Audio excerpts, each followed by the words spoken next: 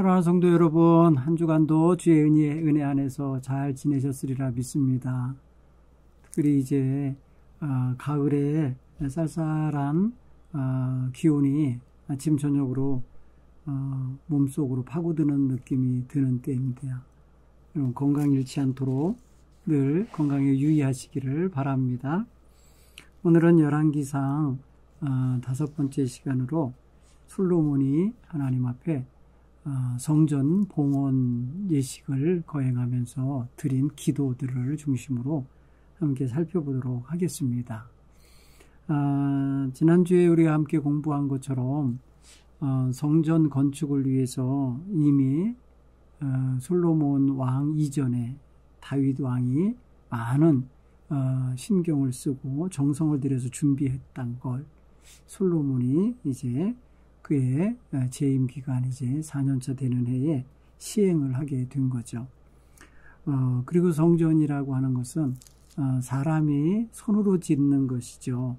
그래서 건축 자재를 가지고 짓는 거기 때문에 하늘의 하나님을 그 성전 안에 모신다는 게 사실은 여러 가지 면에서 한계가 있고 부족합니다. 그래서 오늘 성경을 읽다 보면은 솔로몬이 겸손하게 자기가 지은 성전이 그러니까 별것 아닌 것처럼 표현하듯이 겸손하게 표현하는 걸 보면서 우리가 하늘 하나님이 사람이 지은 집 안에 갇혀 계실 분도 아니고 그분이 거기 모신다 해서 거기에 늘 이렇게 거주하시는 게 아니라는 걸 알 수 있어요. 그런데 성전이 갖는 의미, 이스라엘 백성에게나 오늘 우리에게 갖는 그 의미를 좀 더 깊이 있게 묵상해 보는 시간이 되기를 바랍니다. 오늘 성경은 열왕기상 8장의 이야기를 중심으로 전개할 거기 때문에 앞부분의 것을 제가 읽도록 하겠습니다. 8장 1절로 21절 여러분도 성경을 펼쳐보시기 바랍니다. 구약성경 524면에 있습니다. 이에 솔로몬이 여호와의 언약궤를 다윗성 곧 시온에서 메어 올리고자 하여 이스라엘 장로들과 모든 지파의 우두머리 곧 이스라엘 자손의 족장들을 예루살렘에 있는 자기에게로 소집하니 이스라엘 모든 사람이 다 에다님월 곧 7째 달 절기에 솔로몬 왕에게 모이고 이스라엘 장로들이 다 이름에 제사장들이 궤를 메니라. 여호와의 궤와 회막과 성막 안에 모든 거룩한 기구들을 메고 올라가되 제사장과 레위 사람이 그것들을 메고 올라가매 솔로몬 왕과 그 앞에 모인 이스라엘 회중이 그와 함께 그 궤 앞에 있어 양과 소로 제사를 지냈으니 그 수가 많아 기록할 수도 없고 셀 수도 없었더라. 제사장들이 여호와의 언약궤를 자기의 처소로 메어 드렸으니 곧 성전의 내소인 지성소 그룹들의 날개 아래라. 그룹들이 그 궤의 처소 위에서 날개를 펴서 궤와 그 채를 덮었는데 채가 길므로 채끝이 내소 앞 성소에서 보이나 밖에서는 보이지 아니하며 그 채는 오늘까지 그곳에 있으며 그 궤 안에는 2 돌판 외에 아무것도 없으니 이것은 이스라엘 자손이 애굽 땅에서 나온 후 여호와께서 저희와 언약을 맺으실 때에 모세가 호렙에서 그 안에 넣은 것이더라. 제사장이 성소에서 나올 때에 구름이 여호와의 성전에 가득하며 제사장이 그 구름으로 말미암아 능히 서서 섬기지 못하였으니 이는 여호와의 영광이 여호와의 성전에 가득함이었더라. 그때에 솔로몬이 이르되 여호와께서 캄캄한 데에 계시겠다 말씀하셨사오나 내가 참으로 주를 위하여 계실 성전을 건축하였사오니 주께서 영원히 계실 처소로소이다 하고 얼굴을 돌이켜 이스라엘 온 회중을 위하여 축복하니 그때에 이스라엘의 온 회중이 서 있더라. 왕이 이르되 이스라엘 하나님 여호와를 송축할지로다. 여호와께서 그의 입으로 내 아버지 다윗에게 말씀하신 것을 이제 그의 손으로 이루셨도다. 이르시기를 내가 내 백성 이스라엘을 애굽에서 인도하여 낸 날부터 내 이름을 둘 만한 집을 건축하기 위하여 이스라엘 모든 지파 가운데서 아무 성읍도 택하지 아니하고 다만 다윗을 택하여 내 백성 이스라엘을 다스리게 하였노라 하신지라. 내 아버지 다윗이 이스라엘의 하나님 여호와의 이름을 위하여 성전을 건축할 마음이 있었더니 여호와께서 내 아버지 다윗에게 이르시되 내가 내 이름을 위하여 성전을 건축할 마음이 있으니 이 마음이 내게 있는 것이 좋도다. 그러나 너는 그 성전을 건축하지 못할 것이요 내 몸에서 낳을 내 아들 그가 내 이름을 위하여 성전을 건축하리라 하시더니 이제 여호와께서 말씀하신 대로 이루시도다. 내가 여호와께서 말씀하신 대로 내 아버지 다윗을 이어서 일어나 이스라엘의 왕위에 앉고 이스라엘의 하나님 여호와의 이름을 위하여 성전을 건축하고 내가 또 그곳에 우리 조상들을 애굽에서 인도하여 내실 때에 그들과 세우신 바 여호와의 언약을 넣은 궤를 위하여 한 처소를 설치하였노라. 아멘. 네, 오늘 열왕기상 8장 1절로 21절에는 솔로몬이 성전을 건축하기를 완성하고 성전 안에 언약궤, 법궤를 모셔드리는 장면과 그것을 다 모셔놓은 다음에 이제 백성들 앞에 온 회중들 앞에다가 서서 이렇게 된 경위 이렇게 되기까지의 하나님의 섭리를 연설하듯이 말하고 있는 장면까지 읽었습니다. 이후에 이제 22절 이하에 이제 솔로몬이 이렇게 지어놓은 성전 안에서 하나님 앞에 손을 높이 들고 겸손하게 이제 하나님 앞에 기도하는 내용이 그 다음 이제 22절 이하로 53절까지 나옵니다.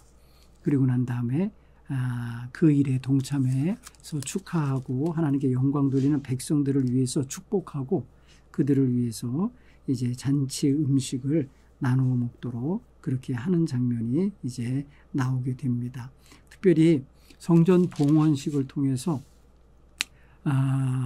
솔로몬이 하나님 앞에 어마어마한 제사를 드리는 장면이 63절에 가면은 희생제물이 나오는데 소가 22,000마리, 양이 12만 마리를 잡아요. 그러니까 여러분 1,000번제에 비하면 이거는 어마어마한 거죠. 22,000마리 소, 그 다음에 양 12만 마리. 여러분 엄청난 일을 이렇게 하나님 앞에 희생 제물로 드리는데 그날 하나님께 감사하면서 번제와 소제와 감사 제물로 하나님께 드리는 것을 볼 수가 있습니다. 이렇게 8장을 통해서 성전이 건축된 이후에 성전 봉헌식, 헌당식과 그거와 함께 백성들과 함께 음식을 나눠 먹게 되는 그런 장면까지 한번 잔치를 한번 생각하면서 이 말씀을 함께 읽으면 좋겠습니다. 여러분 우리도 오늘날 교회 건축을 하고 봉헌 예배 드리는 날은 아주 성대하게 잔치를 하지 않습니까? 건축하는 동안에 고생한 이들도 치하하고 또 그 일에 동참했던 성도들에게 기쁨을 흠뻑 젖게 해주고 또 많은 사람을 초대해서 우리가 이런 성전을 하나님께 지었습니다, 바칩니다 하면서 그들 보는 앞에서 공포하는 장면을 우리가 가끔 하잖아요. 그런 걸 생각해 보면은 당시에 성전이 없던 이스라엘 백성에게 있어서 솔로몬을 통해서 성전이 건축된 다음에 백성들이 얼마나 흥분되고 기대되는 마음으로 한자리에 모였을지를 생각하면 정말 아주 성대한 그러한 하나님의 성전 봉헌식이요 또 백성들에겐 축제요 또 놀라운 잔치가 됐을 거라는 생각이 들어요. 우리가 지난주에 성경 공부를 할 때에 하나님께서 솔로몬한테 주신 약속이 있어요. 성전 건축을 시작했을 때에 그 약속이 실현될 조건이 있었는데 하나님은 이스라엘 자손 가운데 거하시며 그들을 버리지 않겠다고 약속을 했는데 이 약속을 실현하기 위해서는 백성들 모두가 왕을 비롯하여 백성들 모두가 하나님의 법도와 율례를 따르고 계명을 잘 지켜야 된다고 열왕기상 6장 12절 13절에서 그렇게 말씀하신 바가 있어요. 자, 오늘 그렇게 그런 조건을 하나님께서 말씀하시면서 이제 시작된 건축이 잘 마무리가 됐고 자기 왕궁 건축도 잘 마무리를 했고 그래서 이제 봉헌식을 하게 된 건데 봉헌식을 하기 전에 가장 먼저 이제 주인이 되시는 하나님을 모시는 작업을 하는데 그게 바로 언약궤를 옮겨오는 일이에요. 언약궤는 어디에 있었냐면 다윗성에 다윗이 자기의 성으로 모셔온 적이 있었잖아요. 사무엘하 6장에 보면은 오베데돔의 집에 있었던 하나님의 법궤를 여러 가지 시행착오 후에 아름다운 모습으로 모셔다가 놓고 기뻐하며 잔치했던 기록이 사무엘하 6장에 나오거든요. 그 언약궤를 이제 솔로몬이 다시 이제 새로 지은 예루살렘 성전으로 옮겨오는 작업을 하는 거예요. 다윗성에서 법궤를 옮겨옵니다. 오늘 성경 그것이 바로 8장 1절 이하 11절까지 이야기 속에서 나오는데 솔로몬은 다윗처럼 다윗의 전철을 밟지 않으려고 아주 지혜롭게 처음부터 이스라엘의 장로들과 모든 지파 우두머리들을 불러서 이렇게 저렇게 이제 성전 건축됐으니까 하나님의 법궤를 모셔오자 해갖고 제7째 달 그 달 절기에 맞춰서 모든 백성들이 한자리에 모여서 제사장들로 하여금 언약궤를 어깨에 메고 오도록 했고 또 레위 사람들에게 나머지 모든 성물들 성전에서 쓰는 기구들을 다 메어 가지고 오게 했습니다. 그날도 역시 성전에 언약궤를 메어 드리던 날도 양과 소로 하나님께 제사를 지낼 때 그 수가 많아서 기록할 수도 없었고 셀 수도 없었다 이렇게 말을 해요. 법궤를 메어 오던 날이 바로 7째 달 절기라 했어요. 여러분 이스라엘 백성에게 7째 달이 굉장히 중요한 달입니다. 그 달이 대속죄일도 있고요. 그 달이 나팔절이라 해서 나팔절도 있고요. 그래서 그 날이 모든 백성에게 큰 희망을 주는 달이기도 합니다. 그런 달에 특별한 의미를 갖고 언약궤를 성전으로 모셔오는 일이 있는 거예요. 그날 성소에서 엄청난 일이 벌어졌죠. 그날 성전에 그러니까 지성소에 언약궤를 모시던 날 여호와의 영광이 그 성전에 가득했다고 성경은 말합니다. 10절, 11절에 제사장이 성소에서 나올 때에 구름이 여호와의 성전에 가득하매 제사장이 그 구름으로 말미암아 능히 서서 섬기지 못하였으니 이는 여호와의 영광이 여호와의 성전에 가득함이더라. 그래서 여호와의 영광이 가득했다. 하나님이 임재하신 것을 상징하죠. 하나님이 이 사람이 만들어 놓은 그 성전에 법궤가 들어올 때 함께 임재하셔서 영광 중에 그 성전을 뭐랄까 이렇게 차지하시는 거예요. 딱 하나님의 영광이 깃들게 하고 계시다는 걸 알 수 있어요. 참 신비로운 장면이죠. 솔로몬이나 그 제사장들이나 백성들이 그것을 보고 하나님의 신비롭고 거룩하시고 지극히 높이신 그 하나님의 임재를 경험하는 시간이에요. 여러분 구름이 가득한 그 장면은 이스라엘 백성이 처음으로 하나님 경험하던 출애기 19장의 시내산 안에서 있었던 장면과 다르지 않죠. 하나님은 은혜로우시고 또 신실하시고 또 성실하셔서 인간의 모습으로 이렇게 접근하거나 또 함부로 할 수 없도록 구별짓는 그런 하나님의 그런 역사가 있거든요. 하나님의 임재가 바로 이렇게 성전에 임재하실 때에 제사장조차도 어떻게 할 수가 없이 섬길 수가 없이 서서 어떻게 앞이 안 보일 거 아니에요. 구름을 가득하니까 그런 상황이었다는 걸 알 수 있어요. 자, 오늘 성경에 또 이렇게 읽어보면은 그 법궤를 메어 왔는데 그 법궤 안에는 두 돌판이 있었다고 그랬죠. 두 돌판 외에는 아무것도 없었으니 여러분 원래는 만나 항아리도 들어있어야 되죠. 근데 아마도 만나 항아리는 이제 넣지 않은 것 같아요. 그리고 아론의 쌍난 지팡이가 곁에 있어야 되는데 그것도 함께 있지 않아요. 그러니까 여러분 솔로몬의 성전 안으로 들어간 법궤 안에는 오직 율법 돌판 2개만 있었다는 사실을 알 수 있어요. 여러분 성경을 가만히 보면은 이 법궤가 언제 어디서 사라지는지 그 다음에 이제 이 법궤의 존재에 대해서 성전이 파괴된 이후에 어떻게 됐는지를 모르겠어요. 성경은 말하지 않아요. 아마도 어딘가에 있겠죠. 아직 사람들이 발견하지 못하는 어딘가에 있을 수 있어요. 왜냐하면 실제로 있었던 하나님의 법궤였기 때문이고 또 말씀판이었기 때문에 있을 거예요.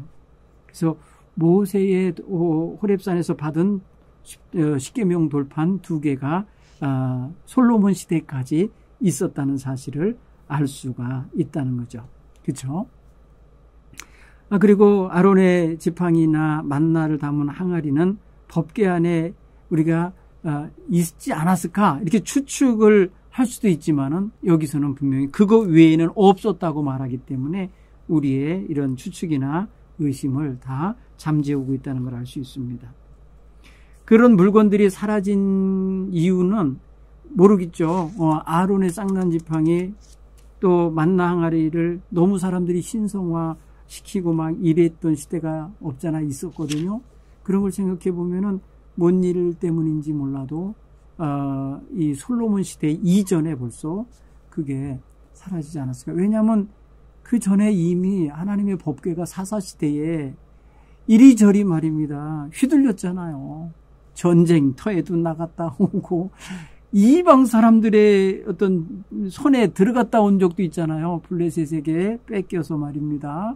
남의 신당에 들어가서 시달린 경험도 있고 그러는 사이에 아마도 어디론가 분실됐거나 그 만나 항아리와 또 지팡이는 사람들의 손을 타지 않았을까 하는 생각도 우리가 의심스럽게 해볼 수 있어요. 어쨌든 간에 지금 하나님의 법궤에는 하나님의 말씀이 기록된 돌판 그거 외에는 다른 게 없었다라고 생각하면서 이제 그 법궤가 상징하는 것은 오직 하나님 말씀, 하나님의 임재와 하나님 말씀을 상징하는 그러한 성물이 된 거예요. 자, 8장 16절로 18절을 보면은 솔로몬이 성전 헌당 때 자기의 지난날에 자기 가문과 연결되어 있는 하나님의 계획, 하나님의 어떤 그 성전 건축과 관계된 이야기가 거기 서술되어 있는데, 여러분 역대상 28장 3절에 보면 다윗이 스스로 말합니다. 하나님께서 성전 건축을 자기에게 허락하지 않은 이유가 있는데 그거는 자기 손에 피가 많이 묻어 있기 때문에 내 손으로 성전 건축을 하는 걸 허락지 않으셨다. 그 대신에 내 몸에서 태어날 아들 중에 하나가 그걸 할 거다라고 말씀했다라고 역대기에는 그 말씀이 그렇게 기록이 되어 있어요.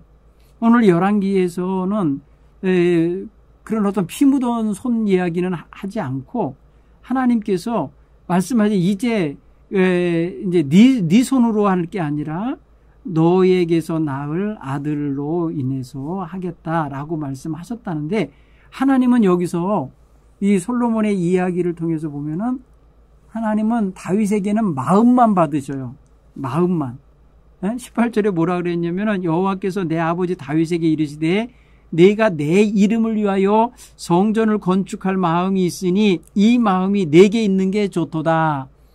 이런 마음을 품었어? 좋아.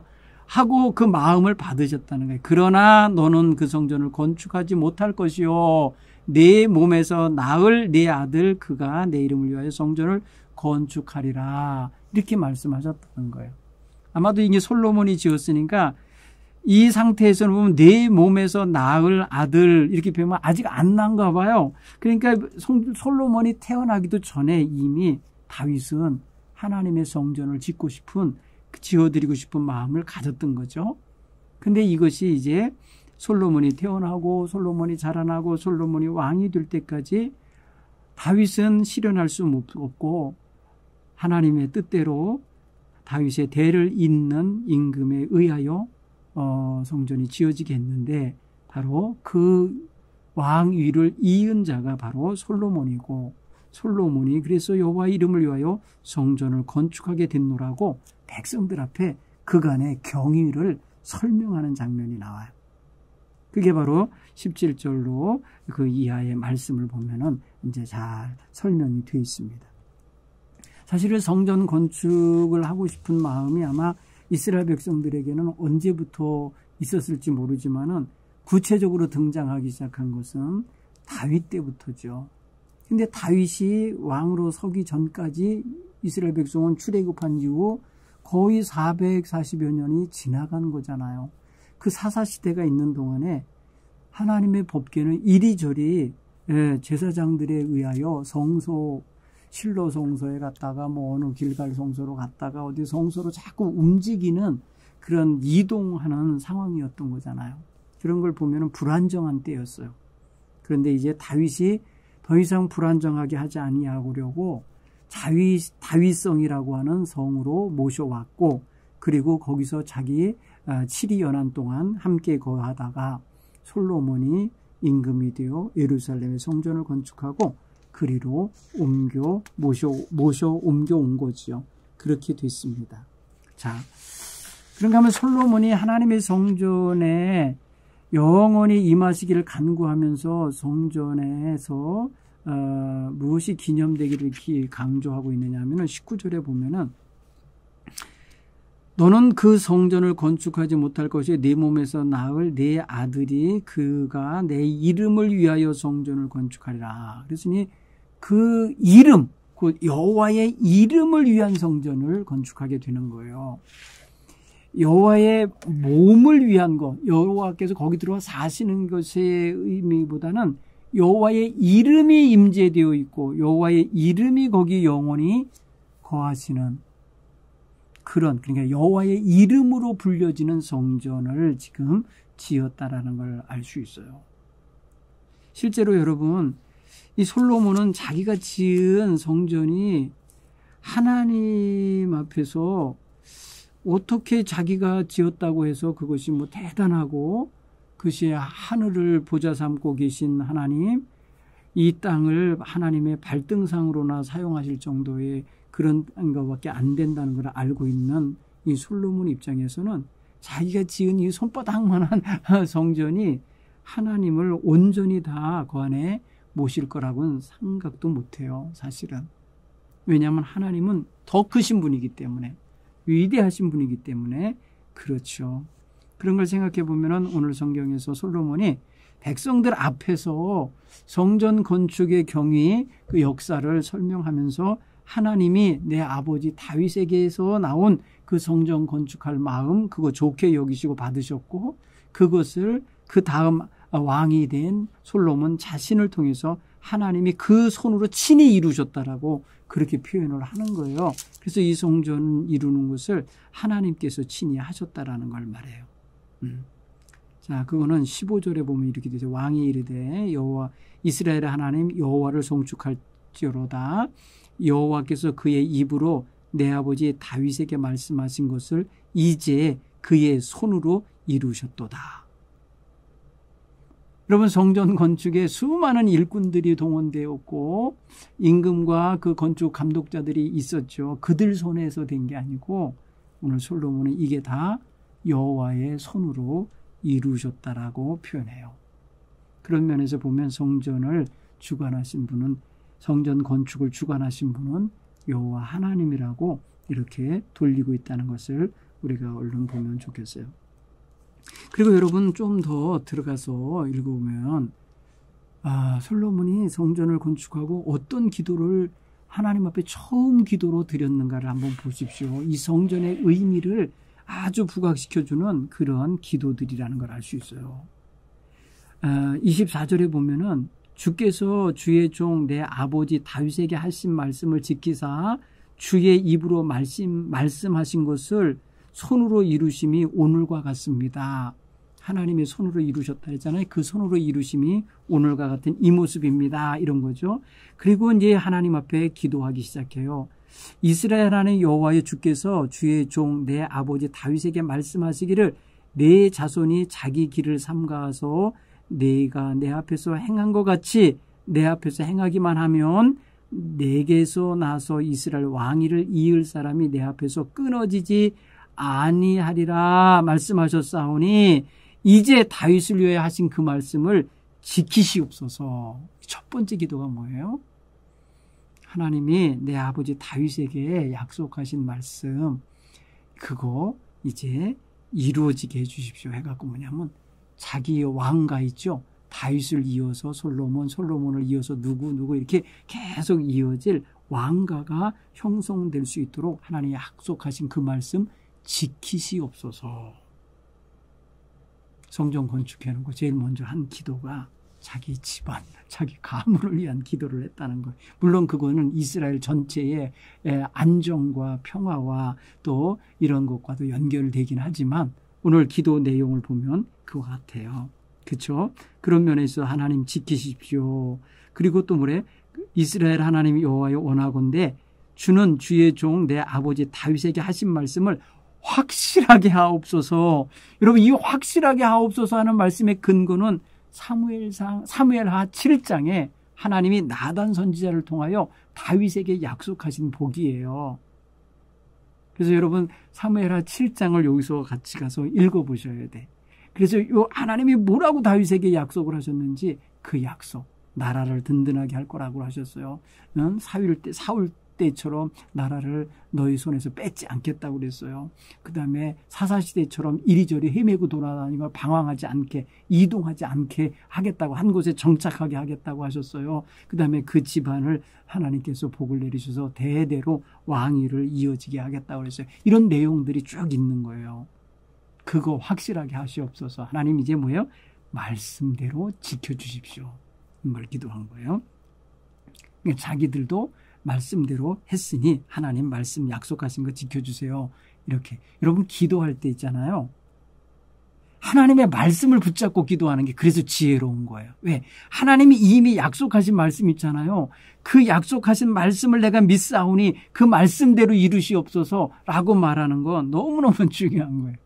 하나님 빼도 박도 못해. 왜? 자신이 약속하셨으니까 그 말씀 붙잡고 여러분도 기도해 보세요. 그래서 약속의 말씀을 굳게 잡고 기도하세요. 오늘 솔로몬이 자기 아버지에게 하신 하나님의 말씀을 전수받은 것 같아요. 그러니까 그 말씀대로 지금 이루시라고 확실하게 하시라고 이렇게 하나님께 카드를 내밀고 있는 거예요. 어떻게 보면 지혜롭잖아요.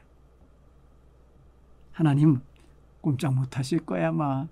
왜 자신이 약속했었기 때문에 그대로 해 주셔야 돼.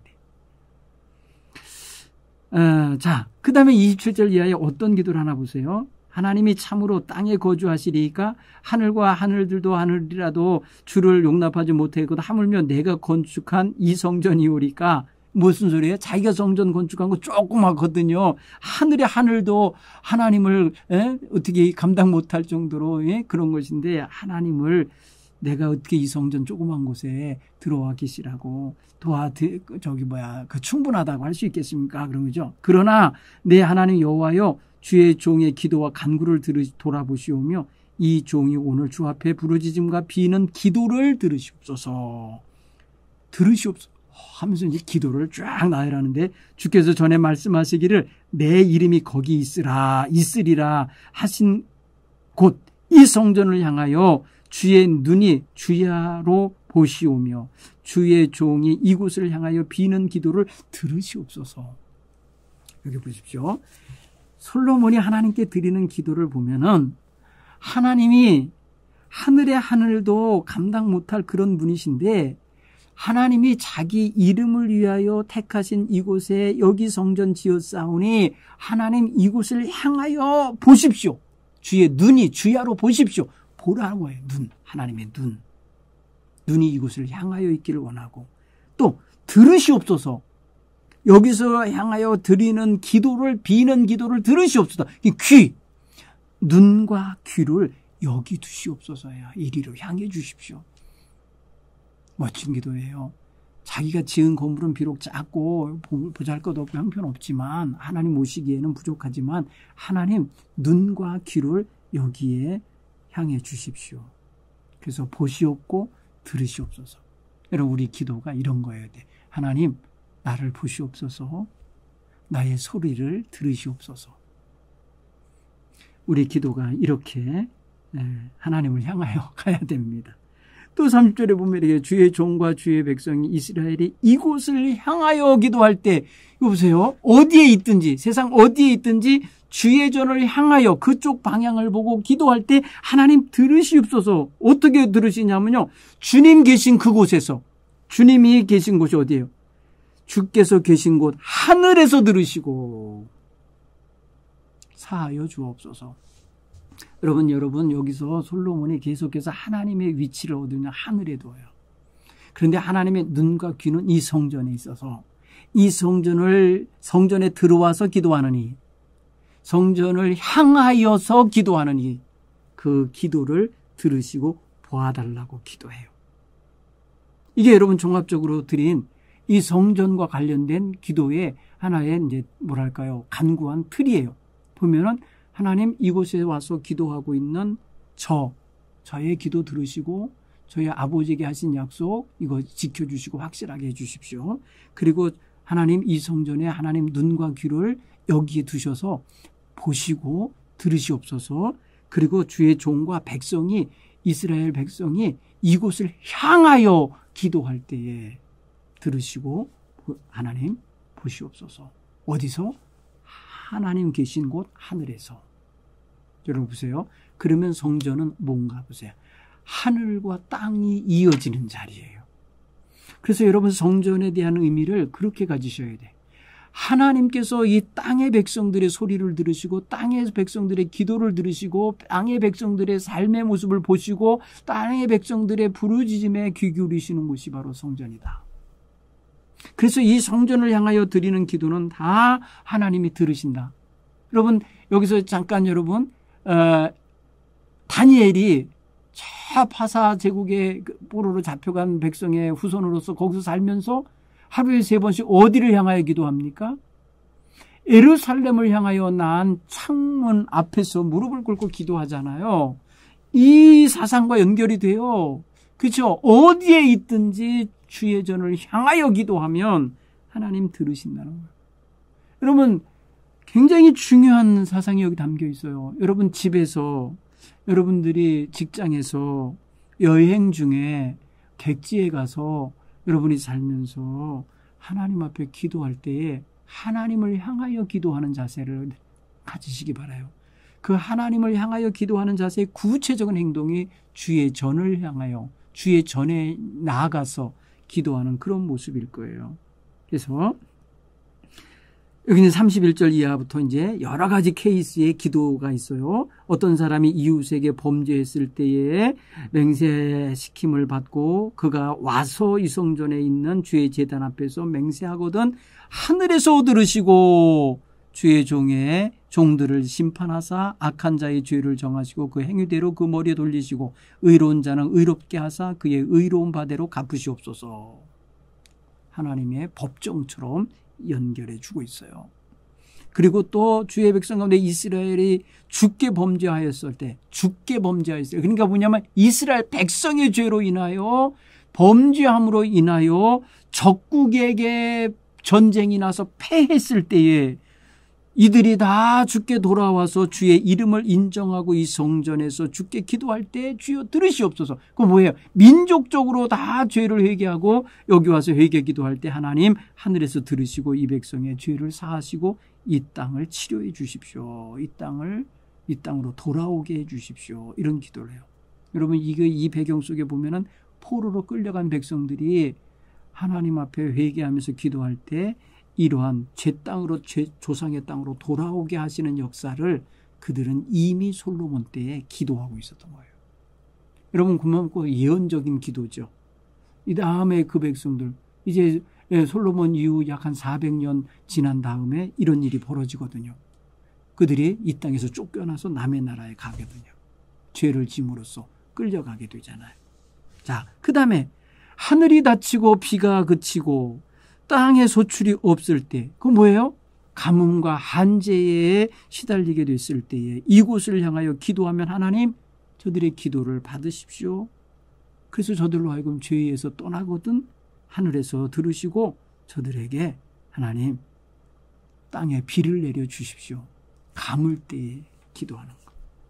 또 기근과 전염병으로 시달릴 때 곡식이 시들거나 깐부기가 나거나 이게 뭐예요? 병충해죠. 메뚜기 황충이가 나서 고통스러울 때, 적국이 와서 에워싸서 재앙이 났을 때, 또 무슨 병이 들었을 때 마음에 여러 가지 생각이 들었잖아. 이거 우리가 잘못해서 재앙을 당하는 거구나. 이래갖고 성전을 향하여 손을 펴고 회개하면서 기도할 때, 간구할 때 하나님 계신 곳 하늘에서 들으시고 사하여 주시고 그 모든 행위에서 저들을 다 돌이키게 하시고 하나님 알게 해 주십시오. 하나님 뜻대로 이루어지게 하십시오. 라는 기도를 하고 있습니다. 그리고 주님의 백성이 아닌 이방인에 속하였을지라도 이방일지라도 주님의 이름을 위하여 먼 지방에서 온 이방인이라도 주님의 크신 이름과 주의 능력의 손과 팔을 의지하고 이 성전을 향하여 기도하면 들어주시라는 거예요. 그러니까 뭐예요?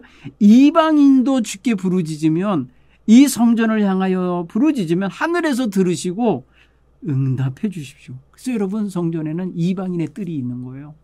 이방인의 뜰이 있어서 이방인들조차도 만민 가운데서 하나님 백성들의 하나님께 함께 기도하고 싶어서 찾아오면 하나님이 들어달라고 이렇게 기도하는 거예요. 또 주의 백성이 그들의 적국과 더불어 싸우고자 전쟁에 나갈 때에 전쟁 나갈 때도 기도하거든요. 전쟁터에서도 기도하고요. 내가 주의 이름을 위하여 건축한 이 성전 쪽으로 향하여 기도하거든. 주는 하늘에서 그들의 기도와 간구를 들으시고 그들의 일을 돌아보아 주옵소서. 여러분 이 멋진 기도들이에요. 그렇죠? 또 죄로 인해서 남의 나라에 사로잡혀 갈 때 온근을 막론하고 적국 땅에서 끌려간 후에 그들이 사로잡혀 간 땅에서 스스로 깨닫고 사로잡혀 간 자의 땅에서 돌이켜 주님께 회개하면서 우리가 범죄하였고 반역하였고 악을 저질렀습니다 하며 회개할 때에 하나님 저들의 기도 들어주십시오. 여러분 이스라엘 백성이 바벨론의 포로로 끌려갔을 때 이런 기도 많이 했어요. 하나님 그거 들으셨다는 거죠. 자, 여러분 이렇게 자기가 지은 성전, 건축한 성전이 있는 쪽을 향하여 기도하기만 해도 하나님 들어달라는 거예요. 여러분 성전 건축하면서 봉헌하고 자기의 첫 번째 기도를 드리면서 더불어서 이렇게 하나님께 기도하는 내용들을 쭉 나열해 주는 거 보면은 오늘 우리가 이 솔로몬이 하나님께 기도한 기도 내용에 자신의 기도를 얹어서 기도할 때 하나님 들으실 거라고 하는 확신이 막 오잖아요. 야, 이제 솔로몬이 참 지혜롭구나. 참 넓고 큰 기도의 내용들을 하나님께 아뢰구나라는 것을 알 수 있어요. 하나님께서 이 솔로몬의 기도를 나중에 들으셨다라고 말을 해요. 이런 거 보면 정말 놀라운 은총이 있다는 걸 알 수 있어요. 여러분 그거 어디 가서 보면은 하나님이 말씀하시는지 들어볼까요? 하나님께서 어디 9장에 가면 나와요. 9장 1절 이하에 솔로몬이 여호와의 성전과 왕궁 건축하기를 마치고 자기가 이루기를 원했던 모든 일을 마친 때에 여호와께서 전에 기브온에서 나타나심과 같이 다시 솔로몬에게 나타나사 여호와께서 그에게 이르시되 내 기도와 내 앞에서 간구한 바를 내가 들었은즉 하나님이 들으셨대잖아요. 나는 네가 건축한 이 성전을 거룩하게 구별하여 내 이름을 영원히 그곳에 두며 하나님이 이름을 거기 두시겠다고 그래. 내 눈길과 내 마음을 항상 거기 있으리니 네가 만일 내 아버지 다윗의 행함같이 이 마음을 온전히 하고 바르게 하여 내 앞에서 행하며 내가 내게 명령한 대로 온갖 일에 순종하여 내 법도와 율례를 지키면 내가 내 아버지 다윗에게 말하기를 이스라엘 왕 위에 오를 사람이 내게서 끊어지지 아니하리라 한 대로 내 이스라엘의 왕위를 영원히 건고하게 하려 하려니와 하면서 하나님이 사무엘하 7장에서 말씀한 거, 그리고 솔로몬이 하나님 그거 확실하게 해주세요 라고 기도했던 내용을 다시 거론하시는 거예요. 네가 그렇게 하면 내가 그렇게 하리라. 너희가 그렇게 순종하고 내 법도대로 살면 나도 약속한 대로 이스라엘 왕위를 내 대자손으로 영원히 견고하게 하리라. 이렇게 말씀하셔요. 그러면서 동시에 경고하십니다. 만일 너와 너희 자손이 아주 돌아서서 나를 따르지 아니하며 내가 너희 앞에 둔 나의 계명과 법도를 지키지 아니하고 가서 다른 신을 섬겨 그것을 경배하면 내가 이스라엘을 내가 그들에게 준 땅에서 끊어버릴 것이요 내 이름을 위하여 내가 거룩하게 구별하는 이 성전이라도 내 앞에서 던져버리리니. 그러면 성전도 무용지물이 되게 만드실 수 있어요. 이스라엘은 모든 민족 가운데 속담거리와 이야기거리가 될 것이고 이 성전이 높을지라도 지나가는 자마다 놀라며 비웃어 이르되 여호와께서 무슨 까닭으로 이 땅과 이 성전에 이같이 행하셨는가 이렇게 말하게 만들겠다는 거예요. 여러분 보세요. 이게 하나 이제 솔로몬의 기도에 대한 응답임과 동시에 하나님의 경고가 딱 하나 들어갑니다. 사랑하는 성도 여러분, 우리가 성전을 짓는 것으로 끝나는 게 아니에요. 어느 교회는 성전 지어놓고 분열하는 교회도 있고요. 그것 때문에 목회자가 교회를 떠나는 일도 생기고요. 싸움이 벌어지는 교회도 있더라고요. 그 뭐를 위해서 성전을 건축한 거예요. 그래갖고요. 그렇죠? 여러분 성전을 건축하면 더욱더 하나님께 잘 섬기고 더욱더 하나님께 집중하고 하나님의 영원한 약속의 말씀이 더 확실하게 자리 잡고 하나님의 축복이 임하도록 살아가야 맞잖아요. 여러분 오늘 우리가 그런 면에 있어서 솔로몬이 성전을 건축하고 봉헌하면서 하나님께 드렸던 그런 마음의 다짐과 기도 내용들을 다시 한번 여러분의 것으로 삼고 한번 쭉 깊이 읽어보시기 바라요. 이게 굉장히 중요한 부분입니다. 네. 하나님께서는 성전 건축에서 삐까번쩍한 새 건물이 있는 게 그게 중요한 게 아니에요. 하나님은 천막에 있으셔도 한 번도 왜 너는 나를 천막에 두냐 이렇게 말씀하신 적이 없는 분이에요. 그러니까 장소, 공간 어떤 형태가 중요한 게 아니고 거기서 하나님을 향하여 살아가는 사람들의 마음가짐이 중요한 거예요. 심령이 중요한 거예요. 성전 건축해놓고 성전 건축에 합당하게 살아야 그게 하나님이 원하는 대로 사는 것이 되는 거 아니겠어요? 그렇죠? 그런 면에 있어서 굉장히 중요한 내용들을 우리가 함께 놓쳐서는 안 된다. 자, 오늘 성경 읽은 거 8장, 9장 그 소두까지 한번 좀 정리해 보도록 하고 적용해 보시기 바랍니다. 우리는 어떤 해가 시작되던 기점, 그런 기점이 있는데 바로 이제 정월이죠. 우리는 정월을 중심으로 해서 어떤 행사를 할 수 있죠.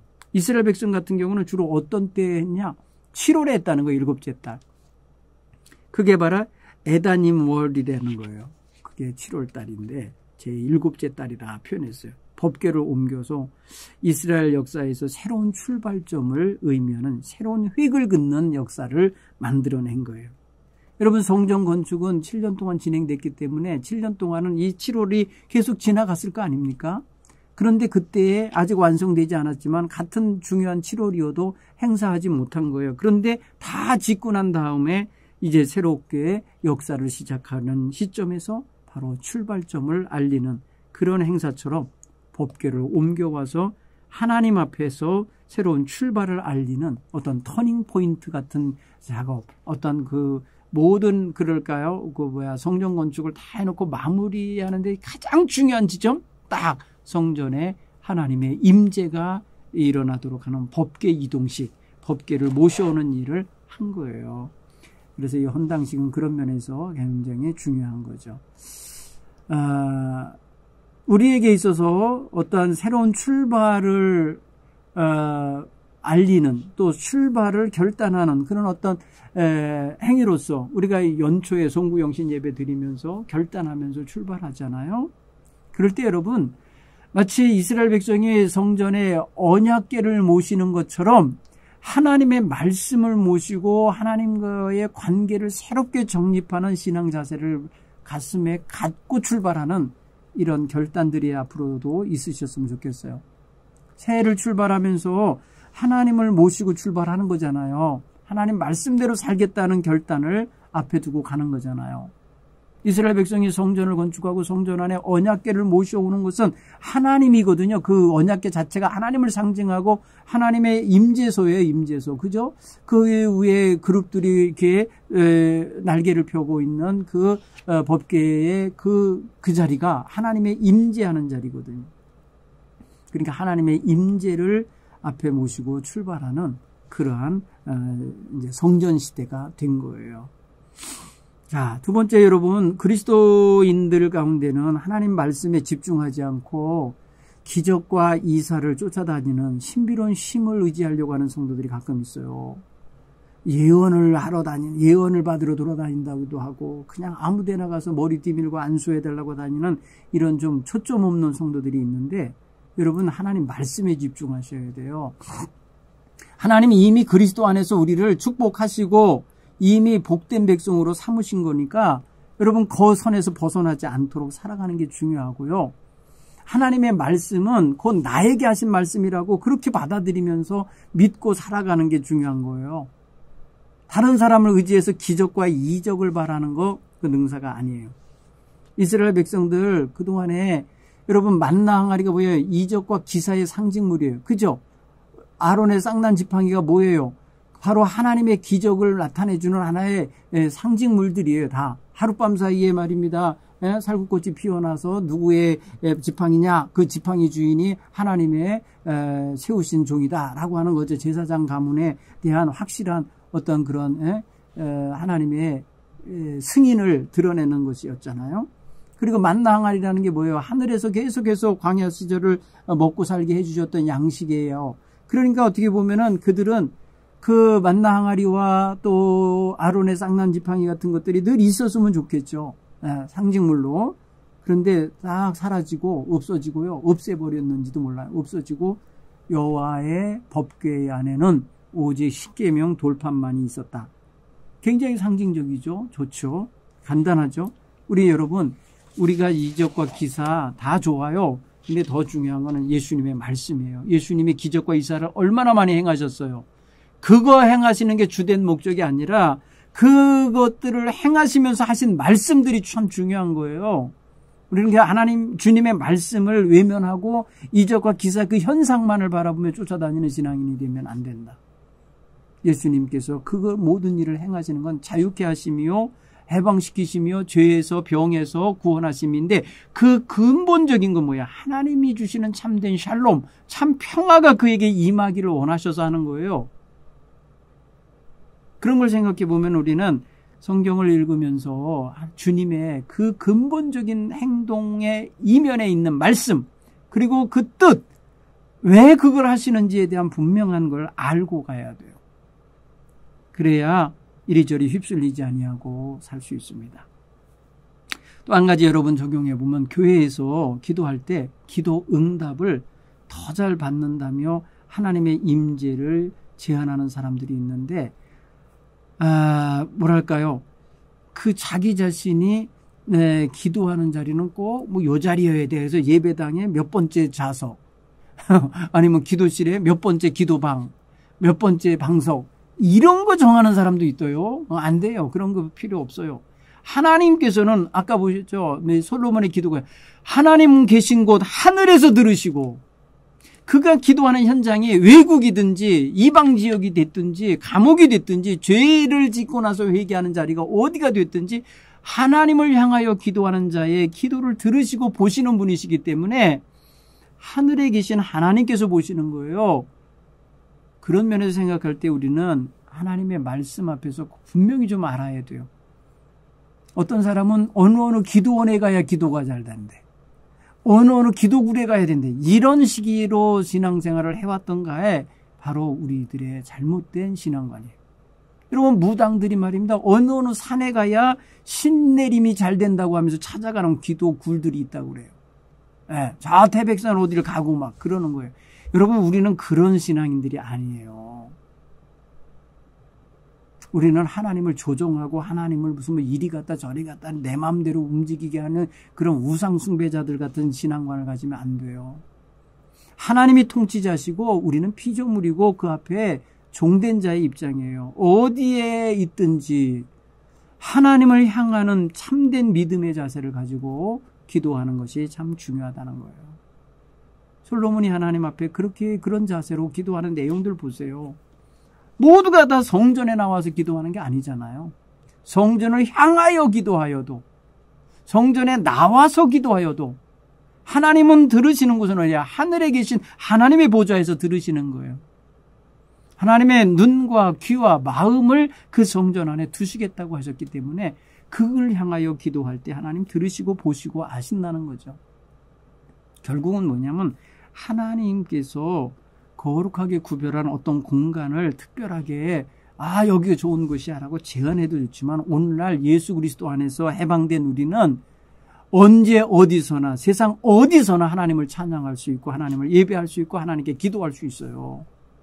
그렇게 생각하시면 얼마나 넓은 것입니까? 그렇죠? 어디서든지 하나님과 소통할 수 있는 거죠. 오늘 이 성경 공부를 하시면서 여러분 마음속에 하나님을 향한 기도를 어디서든지 하는데 제일 중요한 건 진실한 자세로, 겸손한 자세로 자기 죄를 깨닫고 자기의 연약함을 보여드리면서 하나님 앞에 마음을 내어드리는 그런 자세로 기도할 수 있게 되기를 바랍니다. 하나님은 들으신다는 거예요. 하나님은 보신다는 거예요. 내가 보았고 들었노라 하시잖아요. 저와 여러분의 기도 또한 하나님이 보시고 들으시는 줄 믿습니다. 그렇게 되실 수 있도록 항상 기도에 초점을 잘 잡고 가시길 간절히 축원합니다. 다음 주에 뵙겠습니다. 감사합니다.